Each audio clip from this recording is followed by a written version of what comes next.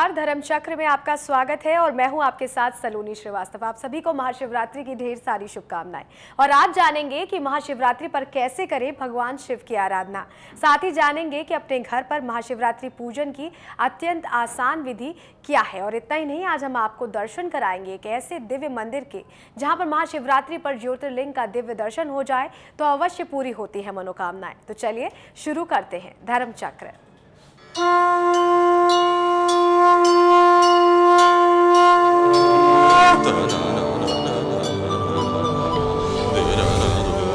धर्म चक्र। महाशिवरात्रि यानी कि शिव और पार्वती के मिलन का दिन। आज हम जानेंगे शिवरात्रि का महत्व और पूजा का विधान। और इन सब को जानने के लिए चलते हैं पंडित वैभव नाथ शर्मा के पास। हर हर महादेव। नमस्कार, मैं हूं वैभव नाथ शर्मा और आप देख रहे हैं धर्म चक्र। आज हम लोग चर्चा करने वाले हैं महाशिवरात्रि व्रत के बारे में। देवों के देव महादेव भोलेनाथ के भक्तों के लिए श्री महाशिवरात्रि का व्रत का विधान जो है वह बहुत ही विशेष महात्मा रखता है। यह पर्व फाल्गुन मास के कृष्ण पक्ष की त्रयोदशी की तिथि को मनाया जाता है। इस वर्ष 2015 में यह शुभ उपवास 17 फरवरी के दिन किया जाएगा। इस दिन का व्रत रखने से भगवान भोलेनाथ शीघ्र प्रसन्न हो जाते हैं, उपवासक की समस्त मनोकामनाओं को पूर्ण करते हैं। इस व्रत को सभी स्त्री, पुरुष, बाल बच्चे, युवा, वृद्धों के द्वारा अपनाया जाता है। महाशिवरात्रि के दिन विधि पूर्वक व्रत रखने पर तथा शिव पूजन, शिव कथा और शिव स्तोत्रों के पाठ के साथ साथ भगवान शिव के मंत्रों का जाप इत्यादि करने से ओम नमः शिवाय का जाप बहुत सारे लोग करते हैं। इनका जाप करते हुए रात्रि जागरण करने से अश्वमेध यज्ञ के समान फल प्राप्त होता है। इसके उपरांत व्रत के दूसरे दिन ब्राह्मणों को यथाशक्ति वस्त्र, खीर सहित भोजन, दक्षिणादि प्रदान करके संतुष्ट किया जाता है। शिवरात्रि व्रत की इतनी महिमा हमारे संस्कारों में क्यों है, आइए इस रहस्य को आज जानते हैं। इस व्रत के विषय में यह मान्यता है कि इस व्रत को जो भी व्यक्ति करता है उसे सभी भोगों की प्राप्ति के बाद मोक्ष की प्राप्ति भी हो जाती है। यह व्रत जीवन के समस्त पापों का क्षय करने वाला है। वह इस व्रत को जो भी व्यक्ति इस व्रत को 14 वर्षों तक नियमित करता है, उसके उपरांत विधि विधान के अनुसार इसका उद्यापन कर देता है तो उसे जीवन के हर प्रकार के सुख और उसके सद्गति के बाद भगवान शिव के धाम में, परम धाम में स्थान प्राप्त होता है। महाशिवरात्रि व्रत का संकल्प कैसे करना चाहिए? व्रत का संकल्प संवत, नाम, मास, पक्ष, तिथि, नक्षत्र, फिर उसके बाद व्रती का नाम और उसके गोत्रादि का उच्चारण करते हुए करना चाहिए। महाशिवरात्रि के व्रत का संकल्प करने के लिए हाथों में जल, चावल, पुष्प आदि सामग्री लेकर के शिवलिंग पर छोड़ दी जाती है। महाशिवरात्रि व्रत में किन प्रकार की सामग्रियों का प्रयोग किया जाता है, आइए ये भी बताता हूँ। उपवास की पूजन सामग्री में जिन वस्तुओं को प्रयोग किया जाता है उनमें पंचामृत, गंगाजल, दूध, दही, घी, शहद, सुगंधित पुष्प, शुद्ध वस्त्र, बिल्व पत्र, धूप दीप, नैवेद्य, चंदन आदि का लेप और उसके साथ साथ ऋतु फल सबसे प्रमुख होते हैं। महाशिवरात्रि व्रत पर किस प्रकार से आप विधि करें ये जान लेना बहुत आवश्यक है, तो आइए बताता हूँ। महाशिवरात्रि व्रत को रखने वाले जन को उपवास के पूरे दिन भगवान भोलेनाथ का ही ध्यान करना चाहिए।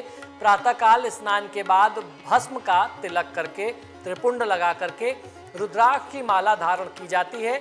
इसके बाद ईशान कोण की दिशा की ओर मुख करके भगवान शिव का पूजन करें। धूप, पुष्पादि व अन्य पूजन सामग्री से महादेव का पूजन करना चाहिए। इस व्रत में चारों पहर में पूजन किया जाता है। प्रत्येक पहर की पूजा में ओम नमः शिवाय या फिर ओम शिवाय नमः का जाप करते रहना चाहिए। अगर शिव मंदिर में ये जाप कर पाना संभव ना हो पा रहा हो तो आप अपने घर में ही पूर्व दिशा में बैठ करके किसी शांत स्थान पर जा करके इस मंत्र का जाप कर सकते हैं। चारों पहर में की जाने वाले इन मंत्र जापों से विशेष पुण्य प्राप्त होता है। इसके अतिरिक्त उपवास के अवधि में रुद्राभिषेक करने से भगवान शंकर अत्यंत ही प्रफुल्लित और प्रसन्न होते हैं। भगवान शिव के अभिषेक की विधि क्या है, आइए बताता हूँ। महाशिवरात्रि के दिन शिव अभिषेक करने के लिए सबसे पहले एक मिट्टी का बर्तन लेकर के उसमें उस कलश में आप जल भर लें। पानी में बेलवपत्र, आग के धतूरे व पुष्प, चावल आदि को डाल करके शिवलिंग को आप अर्पित कर दें। व्रत के दिन शिव पुराण का पाठ सुनना बहुत लाभकारी है और मन में असात्विक विचारों को आने से रोकना चाहिए। शिवरात्रि के अगले दिन सवेरे जौ, तिल, खीर और बेलपत्र का प्रयोग करके आप हवन करें। इस हवन के बाद ही आपका व्रत समाप्त हो जाता है। भगवान शिव की पूजा की विधि क्या हो, आइए जानते हैं। महाशिवरात्रि के दिन शिव भक्त का जमावड़ा शिव मंदिरों में विशेष रूप से देखने को मिलता है। भगवान भोलेनाथ अत्यधिक प्रसन्न होते हैं जब उनका पूजन बेलवपत्र चढ़ाते हुए किया जाता है। व्रत करने और पूजन करने के साथ जब रात्रि जागरण भी किया जाए तो यह व्रत और अधिक शुभ फल देने वाला हो जाता है। इस दिन भगवान शिव की शादी हुई थी, उनका विवाह हुआ था, इसलिए रात्रि में शिव की बारात निकाली जाती है। सभी वर्गों के लोग इस व्रत को करके पुण्य प्राप्त करते हैं।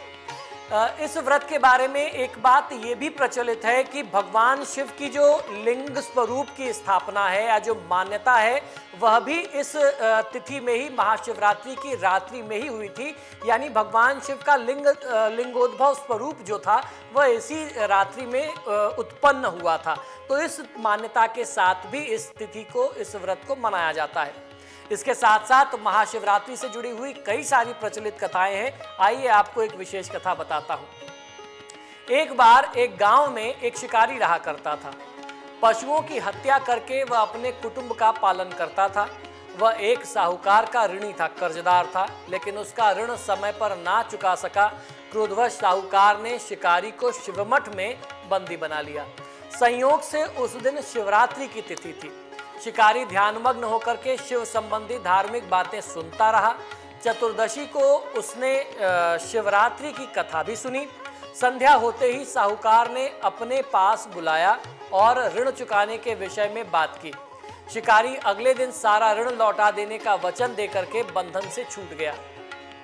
अपनी दिनचर्या की भांति वह जंगल में शिकार के लिए निकला, लेकिन दिन भर बंदी गृह में रहने के कारण भूख प्यास से व्याकुल था। शिकार करने के लिए वह एक तालाब के किनारे बेल वृक्ष पर पड़ाव बनाने लगा। बेल वृक्ष के नीचे शिवलिंग था जो बिल्व पत्र से ढका हुआ था। शिकारी को उसका पता नहीं चला। पड़ाव बनाते समय उससे जो भी टहनियां टूटती गईं वो संयोगवश शिवलिंग पर गिरती गईं। इस प्रकार दिन भर भूखे प्यासे शिकारी का व्रत भी हो गया और शिवलिंग पर बिल्वपत्र से अर्चन भी हो गया। बिल्वपत्र भी स्वतः ही चढ़ गए। एक पहर रात्रि बीत जाने पर एक गर्भिणी मृगी तालाब पर जल पीने पहुंची। शिकारी ने धनुष और तीर चढ़ा करके ज्यों ही प्रत्यंचा खींची, मृगी बोल पड़ी कि मैं गर्भिणी हूं, शीघ्र ही प्रसव करूंगी। तुम एक साथ दो जीवों की हत्या करोगे जो ठीक नहीं है। मैं अपने बच्चे को जन्म दे करके शीघ्र ही तुम्हारे सामने प्रस्तुत हो जाऊंगी, तब तुम मुझे मार लेना। शिकारी ने प्रत्यंचा ढीली कर दी और मृगी झाड़ियों में विलुप्त हो गई। शिकार को खो करके उसका माथा ठनका। वह चिंता में पड़ गया। रात्रि का आखिरी पहर भी बीत रहा था। तभी एक अन्य मृगी अपने बच्चों के साथ उधर से निकली। शिकारी के लिए यह स्वर्णिम अवसर था। उसने धनुष पर तीर चढ़ाने में देर न लगाई। वह तीर छोड़ने ही वाला था कि फिर मृगी बोल पड़ी कि हे पारधी, मैं इन बच्चों को इनके पिता के हवाले करके आपके पास लौट आऊंगी। इस समय आप मुझे मत मारो। शिकारी हंसा और बोला कि सामने आए हुए शिकार को मैं कैसे छोड़ दूं? मैं ऐसा मूर्ख नहीं हूं। इससे पहले मैं 2 बार अपने शिकार को खो चुका हूं। मेरे बच्चे भूख प्यास से तड़प रहे होंगे। उत्तर में मृगी ने फिर कहा कि जैसे तुम्हें अपने बच्चों की ममता सता रही है, ठीक वैसे ही मुझे भी अपने बच्चों की ममता है। इसलिए सिर्फ बच्चों के नाम पर मैं थोड़ी देर के लिए तुमसे जीवन दान मांग रही हूँ। हे पारधी, मेरा विश्वास कर, मैं इन्हें इनके पिता के पास छोड़ करके तुरंत तुम्हारे पास लौटने की प्रतिज्ञा करती हूँ। मृगी के दीन स्वर सुनकर के शिकारी को उस पर भी दया आ गई। उसने उस मृगी को भी जाने दिया। शिकार के अभाव में बेलपत्र पर बैठा शिकारी बेलपत्र तोड़ तोड़ करके नीचे फेंकता जा रहा था। पाँव फटने को हुई तो एक हृष्ट पृष्ठ मृग उसके रास्ते पर आ गया। शिकारी ने सोचा कि यह इसका शिकार अवश्य ही करेगा। शिकारी की तनी प्रत्यंचा देख करके मृग विनीत स्वर में बोला कि हे पारधी भाई, यदि तुमने मुझसे पूर्व आने वाले 3 मृगियों तथा छोटे छोटे बच्चों को मार डाला है तो मुझे भी मार डालो। इतने मारने में आप विलंब मत करो, ताकि उनके वियोग में मुझे एक क्षण भी दुख न सहना पड़े। मैं उन मृगियों का पति हूँ। यदि तुमने उन्हें जीवन दान दिया है तो मुझे भी कुछ क्षण के लिए जीवन दान देने की कृपा करो। मैं उनसे मिल करके तुम्हारे सामने अभी उपस्थित हो जाऊंगा। मृगी की बात सुनते ही शिकारी के सामने रात का पूरा घटना चक्र एक बार में घूम गया। उसने सारी कथा मृग को सुना दी। तब मृग ने कहा कि मेरी 3 पत्नियां जिस प्रकार प्रतिज्ञाबद्ध होकर के गई हैं, मेरी मृत्यु से अपने धर्म का पालन नहीं कर पाएंगी। अतः जैसे तुमने उन्हें विश्वास पात्र मान करके छोड़ा है, वैसे ही मुझे भी तुम अभी जाने दो। मैं उन सबके साथ तुम्हारे सामने शीघ्र ही उपस्थित हो जाऊंगा। उपवास, रात्रि जागरण तथा शिवलिंग पर बिल्वपत्र चढ़ाने से शिकारी का हिंसक हृदय भी निर्मल हो गया था। उसमें भगवद शक्ति का वास हो गया था। धनुष तथा बाण उसके हाथ से सहज ही छूट गए। भगवान शिव की अनुकंपा से उसका हिंसक हृदय कारुणिक भावों से भर गया। वह अपने अतीत के कर्मों को याद करके पश्चाताप की ज्वाला में जलने लगा। थोड़ी ही देर बाद मृग सपरिवार शिकारी के समक्ष उपस्थित हो गया ताकि वह उनका शिकार कर सके, किंतु जंगली पशुओं की ऐसी सत्यता, सात्विकता और सामूहिक प्रेम भावना देख करके शिकारी को बहुत ज्यादा आत्मग्लानि हुई। उसके नेत्रों से अश्रुओं की झड़ी लग गई। उस मृग परिवार को न मार करके शिकारी ने अपने कठोर हृदय को जीव हिंसा से हटा करके सदा के लिए कोमल और दयालु बना लिया था। देवलोक में समस्त देव समाज भी इस घटना को देख रहा था। घटना की परिणति होते ही देवी देवताओं ने पुष्प वर्षा की। तब शिकारी तथा मृग परिवार मोक्ष को प्राप्त हुए। तो इस प्रकार आपने सुना, ये कथा थी, धार्मिक वैदिक कथा थी जो महाशिवरात्रि के पर्व से जुड़ी हुई है। आइए अब कार्यक्रम को आगे बढ़ाते हैं और जानते हैं कि मनचाही कामना के लिए भगवान शिव को महाशिवरात्रि की विशेष तिथि में क्या अर्पित करना चाहिए। सुख और सौभाग्य के लिए भगवान शिव का कैसे अभिषेक करें। महाशिवरात्रि का पर्व भगवान शिव को प्रसन्न करने का बहुत विशेष दिन माना जाता है। आइए जानते हैं कि किस प्रकार की मनोकामना के लिए भगवान शंकर को किस द्रव्य से आपको पूजन करना चाहिए। सभी अभिषेक के द्रव्य का फल अलग अलग प्रकार का होता है। गंगा जल या शुद्ध जल से अगर आप अभिषेक करते हैं तो आपके सौभाग्य में वृद्धि होती है। गाय के कच्चे दूध से अभिषेक करने से गृह शांति तथा जीवन के समस्त सुख के साथ साथ लक्ष्मी प्राप्ति होती है। सुगंधित तैल, खासतौर पर चमेली के तेल का प्रयोग किया जाता है। इसके प्रयोग से भोगों की प्राप्ति होती है। जो भी आप सांसारिक ऐश्वर्य और भोग चाहते हैं, लग्जरी चाहते हैं, वो आपको इससे मिलते हैं। सरसों के तेल से भगवान शिव का अभिषेक करने से शत्रुनाश होता है। आपके अगर शत्रु बहुत बलवान हो रहे हो तो सरसों के तेल से प्रयोग करना चाहिए। लेकिन सरसों के तेल का प्रयोग कोई आम आदमी या कोई आम आचार्य नहीं कर सकता। बहुत ही योग्य आचार्यों की देखरेख में करना चाहिए, क्योंकि ये बहुत ही खतरनाक प्रयोग होता है। मीठे जल से, यानी जल में शक्कर मिला करके या दूध में जल और शक्कर मिला करके अगर आप अभिषेक करते हैं तो इससे बुद्धि शुद्धि भी होती है, बुद्धि विलास भी होता है। अगर किसी की बुद्धि या किसी के मन में आपके प्रति कुछ मलिन भाव आ गए हों तो मन के भावों को शुद्ध करने के लिए इसका प्रयोग किया जाता है। इसी के साथ साथ कुशा के जल से अगर अभिषेक करें तो रोगों की शांति होती है। छाछ से, यानी दही के पानी से, दही के जल से या मठे से अगर भगवान शिव का अभिषेक करते हैं तो आपके पशुधन की रक्षा होती है। किसानों के लिए ये बहुत चमत्कारी माना जाता है। तो ये कुछ विशेष प्रकार के प्रयोग थे जिनका प्रयोग करके महाशिवरात्रि पर आप भगवान भोलेनाथ से अपनी मन इच्छा को आकांक्षा को पूरा कर सकते हैं। तो अब जब भगवान शिव की पूजा की बात चल रही है तो भगवान शिव के सरल मंत्र को हम कैसे भूल सकते हैं। आइए आपको शिव जी के सरल और आसान अचूक मंत्र बताते हैं जिनका प्रयोग आज की तिथि में आप कर सकते हैं।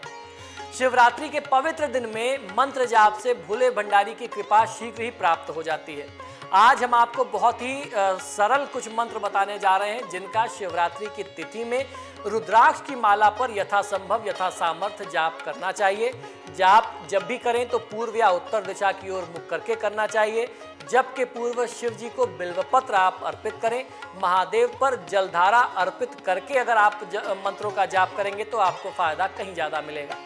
सबसे पहले सबसे प्रचलित मंत्र ओम नमः शिवाय, इसका आप जाप कर सकते हैं, ये आपके लिए बहुत कल्याणकारी है। इसके अलावा प्रौम ह्रीं ठः, ये भी बहुत चमत्कारी मंत्र है। ऊर्ध्व भूम फट, ये एक बहुत लाभकारी भगवान शिव का मंत्र होता है। इंग शंग मंग ओंग अह, ये भगवान शिव का बीज मंत्र है, इस मंत्र का भी आप जाप कर सकते हैं। नमो नीलकंठाय, इसका भी आप प्रयोग कर सकते हैं। ओम नमो नीलकंठाय भी उच्चारित किया जा सकता है। ओम पार्वती पतये नमः, इस मंत्र के जाप से भगवान शिव और माता पार्वती दोनों की कृपा मिलती है। ओम ह्रीं ह्रौं नमः शिवाय, इस मंत्र के जाप से आपका हर प्रकार से कल्याण होता है। ओम नमो भगवते दक्षिण मूर्तये महामेधाम प्रयक्षा स्वाहा, इस मंत्र को दक्षिण मूर्ति शिव का मंत्र कहा जाता है और ऐसा कहते हैं कि जिन लोगों की बुद्धि थोड़ा कम हो या जो लोग अपनी बुद्धि को तेज करना चाहते हो, विवेक को और बढ़ाना चाहते हो, उनको इस मंत्र का प्रयोग जरूर करना चाहिए। खासतौर पर विद्यार्थी वर्ग को इस मंत्र का प्रयोग करना चाहिए।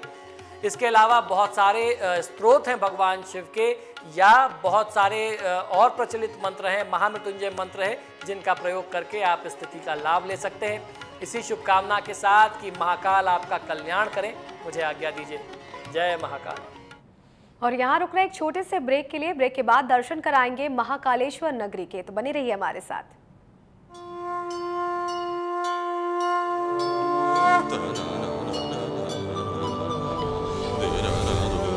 धर्म चक्र।